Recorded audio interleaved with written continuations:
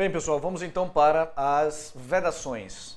Aos juízes é vedado, é proibido. O juiz não pode, pelo amor de Deus, não pode. Veja, vimos as garantias, né? Vitaliciedade, inamovibilidade, irredutibilidade de subsídio. Agora as vedações. Não pode juiz. Não pode juiz. Artigo 95, parágrafo único fala: ao juiz é vedado, é proibido exercer, ainda que em disponibilidade, outro cargo ou função, salvo um cargo de professor. O juiz não pode, mesmo que ele esteja à disposição, em casa, sem trabalhar, ele não pode ter outro cargo público. Nelson, ele pode ter cargos privados? Pode. Privado é outra história, né? Ele pode ser professor da Universidade Federal, cargo público, mas cargo para ele pode ser dono de uma empresa, ele só não pode ser sócio majoritário da empresa. Mas uma empresa privada ele pode. Ele pode ser, não pode ser sócio majoritário nem sócio dirigente, mas dono de empresa ele pode. Ok? Desde que minoritário. O que ele não pode é ter dois cargos públicos, a não ser o cargo dele de juiz, mais um de professor. Não, se ele pode ser juiz e analista, não. Juiz e Ministério Público, não. Juiz e... Não. O único cargo público que ele pode acumular, se houver compatibilidade de horários, é o de professor. Somente professor. Certo? O juiz não pode, então, acumular cargos públicos, salvo um cargo de professor. O juiz também não pode receber a qualquer título ou pretexto custas ou participações no processo. Mas isso é óbvio, né? Como é que ele vai manter a imparcialidade se ele pode ganhar custas processuais? Já pensou o advogado chegando para ele, doutor, excelência, se eu ganhar essa causa, eu vou ficar tão feliz que metade dos meus honorários eu dou para o senhor. Não pode.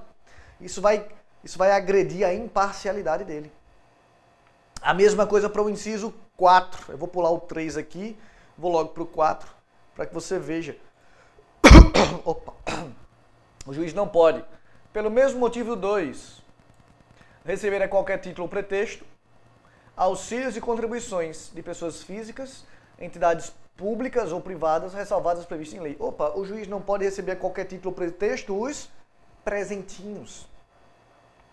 Sabe? Como aquele juiz que recebeu uma Land Rover Defender de um empresário.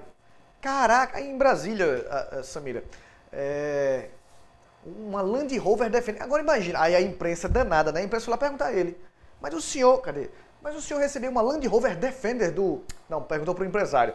O senhor deu uma Land Rover Defender pro juiz fulano de tal? E o cara disse assim, o empresário arrogante pra câmera, disse assim, dei. E daí? O dinheiro é meu, ele é meu amigo, eu dou o que eu quero pros meus amigos. Olha pra isso. Eu doido pra arranjar uns amigos assim.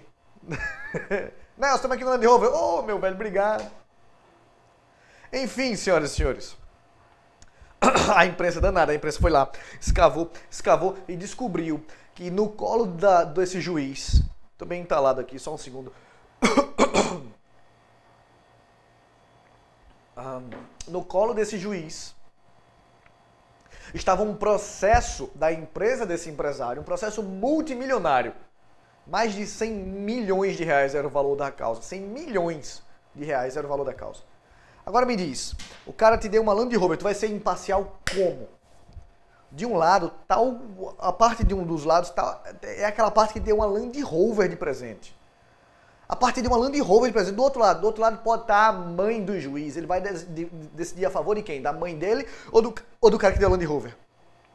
Mãe ou Land Rover? Mãe ou Land Rover? É claro que ele vai decidir a favor do cara da Land Rover. Óbvio, a mãe dele nunca deu uma Land Rover pra ele, aquela sem vergonha. Ah, Nelson, mas deu a luz. Quem manda é luz, ele quer a Land Rover, que já tem luz e é LED. Percebe? Então, para evitar essa parcialidade, o juiz não pode,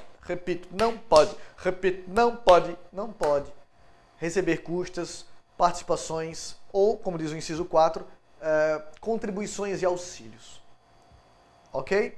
O inciso 3 diz, o juiz não pode se dedicar à atividade político-partidária. Se o juiz quiser se candidatar a algum cargo, se ele quiser se filiar a um partido político, ele vai ter que renunciar o cargo de juiz. Pedir exoneração do cargo. Tá bom? Ah, não, mas eu conheço fulano que ele é juiz licenciado. É porque fulano se encaixou na regra de transição. Antigamente era possível. aí ele tem direito adquirido. Mas hoje, a sua prova, não tem mais. Não pode mais. Certo? E o inciso 5, que é o que mais cai. O inciso 5 é o campeão. Ao juiz é proibido, o juiz não pode exercer a advocacia no juízo ou tribunal do qual se afastou antes de decorridos 3 anos do afastamento do cargo por aposentadoria ou exoneração. Caramba, Nelson, como assim? Vamos lá. Imagine a seguinte hipótese. Aqui nós temos...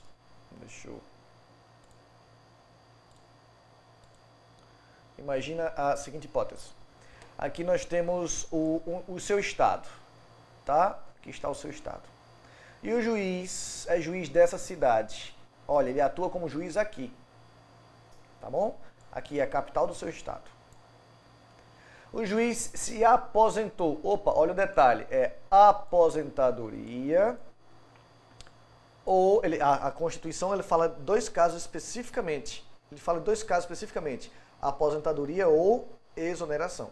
Ele se aposentou ou pediu para sair, certo? Aposentadoria ou exoneração.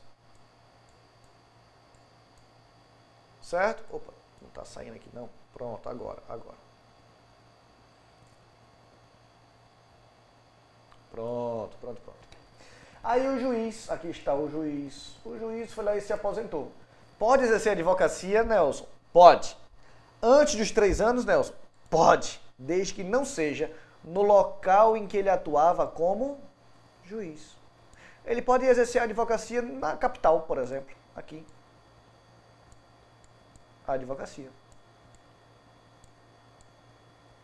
Percebe? Ai, caramba, então peraí, mas nessa cidade aqui ele só poderá depois de 3 anos.